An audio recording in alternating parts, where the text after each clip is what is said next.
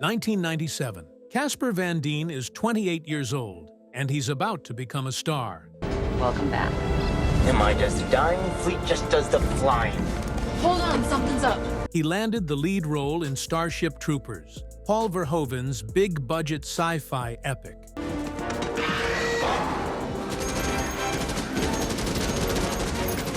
Casper plays Johnny Rico. Rico! Rico! A young soldier fighting giant alien bugs in space. He's got the looks, square jaw, piercing blue eyes, the body of a Greek statue. He's the perfect 90s action hero.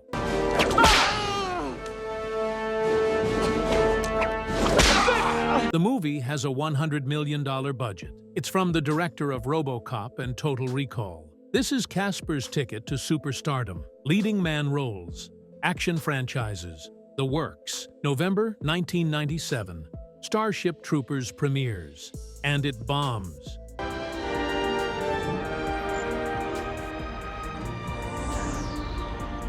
Critics destroy it. Audiences don't get it. The box office is disappointing. And Casper Van Dien's career dies before it starts. Within a year, he's doing direct-to-video movies. Within 5 years, he's a sci-fi channel regular, doing films nobody watches. Today, he's got over 300 credits. Most of them are unwatchable. He's still working constantly, but in complete obscurity. What happened? How does the lead in a $100 million blockbuster end up here? The answer is complicated. Starship Troopers was a satire. Brilliant.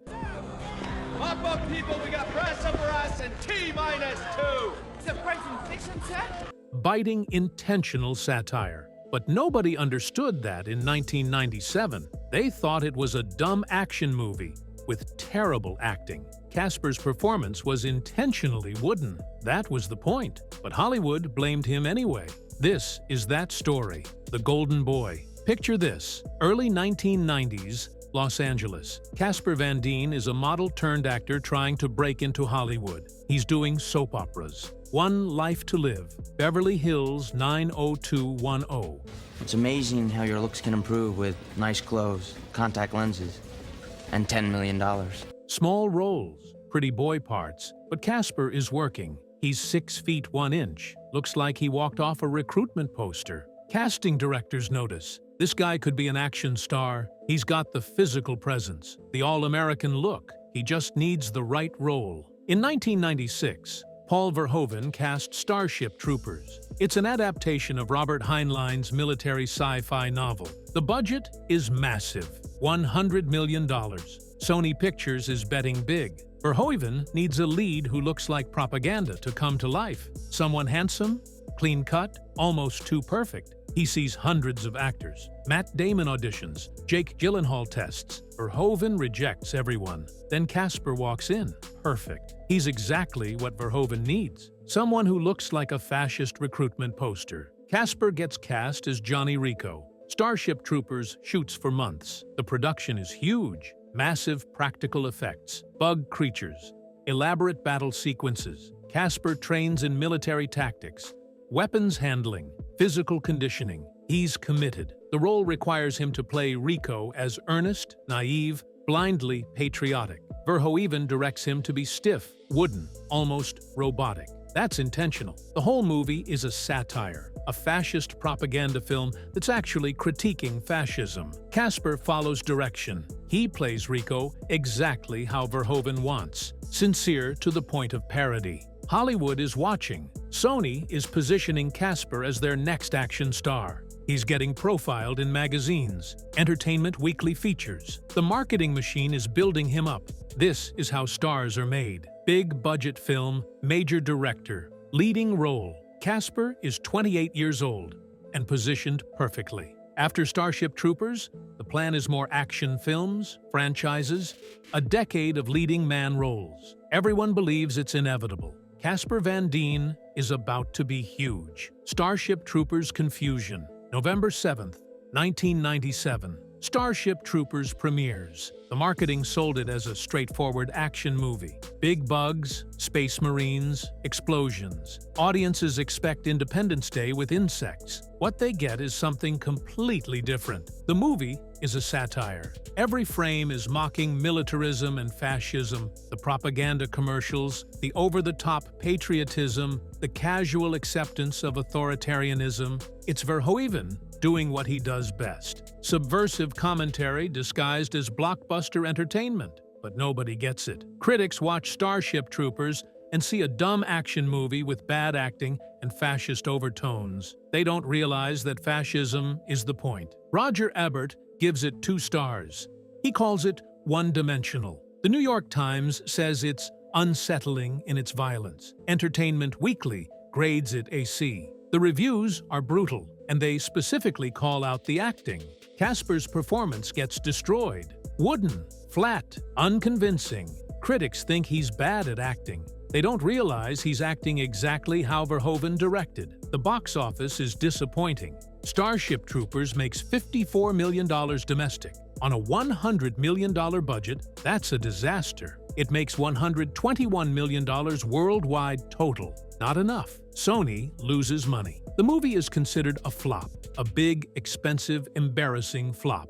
And Casper is the face of it. His first major leading role, and it failed. Hollywood takes note. Studios that were interested in Casper suddenly aren't. The action star plan evaporates. The wooden acting becomes the story. Late-night shows make jokes. Parodies mock Casper's stiff delivery. The "I'm doing my part" line becomes a punchline. Casper is suddenly a joke.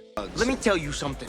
I'm from Buenos Aires, and I say kill them all! Yeah! Oh yeah! Yeah! Oh yeah! The pretty boy who can't act. Hollywood sees a leading man who tanked a $100 million movie. Nobody wants to take that risk again. The offers stop coming. Within months, Casper Van Dien goes from being the next big thing to being unemployable. The immediate fallout. After Starship Troopers bombs, Casper needs work. The action star roles aren't coming. Studios aren't calling. His agents are struggling to find opportunities. In 1998, Casper got cast in Sleepy Hollow, Tim Burton's gothic horror film. It's a supporting role, but it's Tim Burton. That means something. Casper could rebuild credibility, except Burton cuts almost all his scene. Casper is barely in the movie. Another dead end. That same year, Casper starred in Tarzan and the Lost City. He plays Tarzan. It's a lead role in a theatrical release. This should help. The movie is terrible.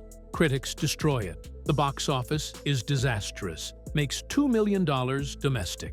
$2 million on a $30 million budget. Another massive bomb with Casper's name attached. 2 failures in a row. Hollywood stops giving him chances. The direct-to-video offers start coming. The descent is fast. In 1999, Casper was already doing straight-to-video movies, The Omega Code, a Christian apocalypse thriller. It somehow gets a small theatrical release and makes money, but it's not a real movie. It's religious exploitation.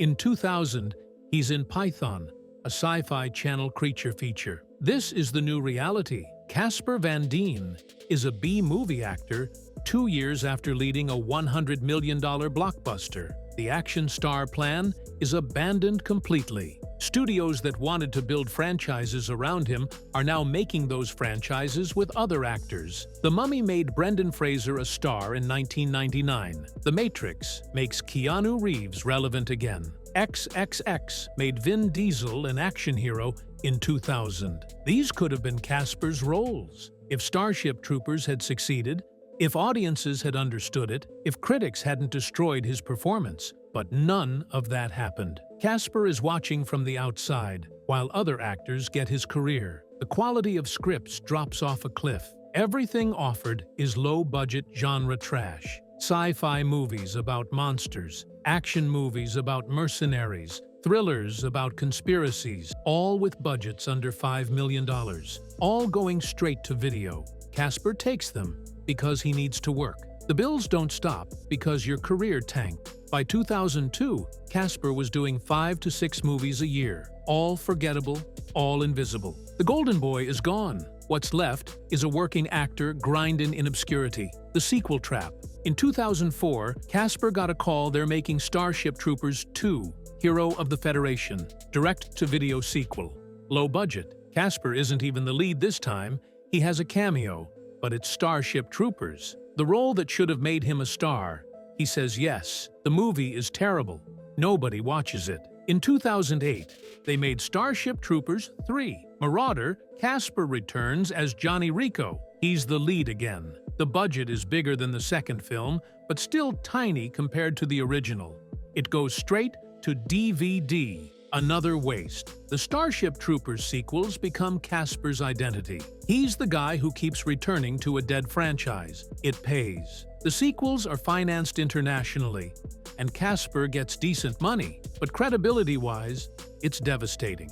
You don't do direct-to-video sequels if you have options. Casper clearly doesn't have options. Hollywood sees it. He's officially a B-movie regular now. The guy who'll say yes to anything. The Sci-Fi Channel becomes his home. Casper does movie after movie for them. Starship Troopers 3 airs there. So does Mask of the Ninja Ring of Darkness. The Cursed. These movies have budgets around $2 million. They're made in 3 weeks. The scripts are written in days. Casper shows up, does the work, collects the check. There's no artistry, just volume, just survival. He's doing what Eric Roberts does, taking everything offered, building a filmography of garbage. The convention circuit embraces him. Comic cons, sci-fi conventions, nostalgia events. Casper shows up, signs Starship Troopers posters, takes photos with fans. He's good-natured about it, self-deprecating. He knows his career didn't go as planned. He jokes about it. Fans appreciate the honesty. Casper isn't bitter. He's not hiding. He's embracing his status as a cult actor. It's either healthy acceptance or really good PR. Probably both. The reality. Today, Casper Van Dien has over 300 credits. 300. He's been in more movies than most people have seen in their lifetime. The vast majority are unwatchable low-budget sci-fi, bargain bin action, Christian propaganda, Hallmark movies. Casper is prolific in the worst way. He's everywhere and nowhere, working constantly but completely irrelevant. Most people under 30 don't know his name. They might recognize him from Starship Troopers if they've seen it. Otherwise, nothing. He's married to Jennifer Wenger, but he was previously married to Catherine Oxenberg, his Starship Troopers co-star, Dina Meyer, actually. He was married to Catherine Oxenberg, not Dina Meyer. They had kids. He's living in California, financially comfortable from decades of steady work. The direct-to-video grind pays enough to build a comfortable life. Casper isn't rich, but he's not struggling. He's a working actor with a paid-off house and a family. That's more than most. Social media shows his personality. Casper is active on Twitter and Instagram. He posts about his movies, his family's sci-fi conventions. He embraces the Starship Troopers memes. When the movie gets reevaluated as brilliant satire, Casper celebrates it. He knows he's part of something that aged well. The movie's cult status gives him legitimacy. He's a masterpiece, even if nobody realized it for 20 years. That's something self-awareness is genuine. Casper does podcasts and interviews where he talks openly about his career. He admits Starship Troopers was misunderstood. He explains Verhoeven's direction. He acknowledges his career didn't go as planned. But he's not bitter. He's grateful to still be working. He loves acting even in bad movies. It beats a regular job. That attitude is either wisdom or rationalization. Maybe both. What went wrong? So what destroyed Casper Van Dien? Starship Troopers was too smart. Paul Verhoeven made brilliant satire disguised as a blockbuster. The fascist propaganda was intentional. The wooden acting was intentional. The over-the-top militarism was mocking itself. But 1997 audiences didn't understand. Critics didn't get it. They thought it was sincere. They thought Casper was bad at acting. That misunderstanding killed his career before it started. The box office failure sealed it. Studios don't care about artistic intent. They care about profit. Starship Troopers lost money. Casper was the lead. Therefore, Casper couldn't open the movie. That's the logic. Fair or not? That's how Hollywood works. One flop, and you're done. Casper never got a second chance. The action star roles went to other actors. Brendan Fraser, Vin Diesel, The Rock. They got the career Casper should have had. The performance itself was the problem. Verhoeven directed Casper to be stiff and earnest. That was right for the satire, but it made Casper look like he couldn't act. When audiences and critics don't understand the context, the performance reads as failure. Casper was playing the part perfectly, but perfectly for satire that nobody recognized as satire. He was punished for following directions. Timing was brutal. If Starship Troopers had come out in 2007 or 2017, maybe audiences would have been ready. Maybe the satire would have landed. But 1997 was too early. The culture wasn't there yet. Post 9/11 audiences might have understood the critique of militarism better. Modern audiences definitely do. Starship Troopers is now considered a masterpiece, but that recognition came 20 years too late for Casper's career. Casper Van Dien was a masterpiece that nobody understood. By the time they did, his career was already over. If this story fascinated you, hit subscribe and tell me which other misunderstood movie destroyed an actor's career. Drop a comment. Thanks for reading.